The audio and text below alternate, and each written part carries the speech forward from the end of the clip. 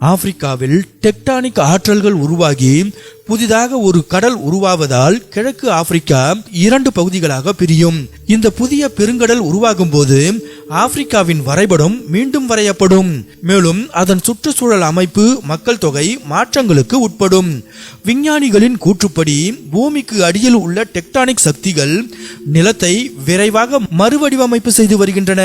இது இறுதியில் ஆப்பிரிக்க கண்டத்தை முற்றிலுமாக உடைத்து பூமியின் வரைபடத்தை நிரந்தரமாக மாற்றும். டெக்டானிக்கின் இந்த செயல்முறையானது மில்லியன் கணக்கான ஆண்டுகளுக்கு முன்பே தொடங்கி இருக்கலாம் என்று விஞ்ஞானிகள் கருதுகின்றனர். இருப்பினும் அது இப்போது துரிதப்படுத்தப்பட்டு அடுத்த 1 மில்லியன் ஆண்டுகளுக்குள் அல்லது அதற்கும் குறைவாக நிறைவடையும் என்று எதிர்பார்க்கப்படுகிறது. ஆப்பிரிக்கன் மற்றும் சோமாலி டெக்டானிக் தட்டுகள் வருடத்திற்கு 0.8 சென்டிமீட்டர் என்ற விகிதத்தில் பிரிந்து வருகின்றன. இந்த தொடர்ச்சியான செயல்முறை கிழக்கு ஆப்பிரிக்காவை 2 பகுதிகளாக பிரிக்கிறது. இதன் விளைவாக நிலத்தில் மிகப்பெரிய விரிசல்கள் ஏற்படுவதோடு நிலம் பலவீனமடைகிறது.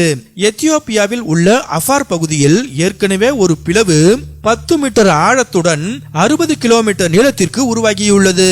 இந்த பிளவு இறுதியில் முழு ஆப்பிரிக்க கண்டத்தையும் பிளவுபடுத்தி ஒரு புதிய பெருங்கடல் உருவாக வழிவகுக்கும் என்று விஞ்ஞானிகள் கூறுகின்றனர்.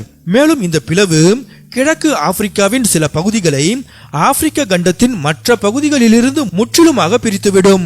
கடந்த 2005ஆம் ஆண்டில் மட்டும் எத்தியோப்பியா 420க்கும் மேற்பட்ட பூகம்பங்களை சந்தித்தது.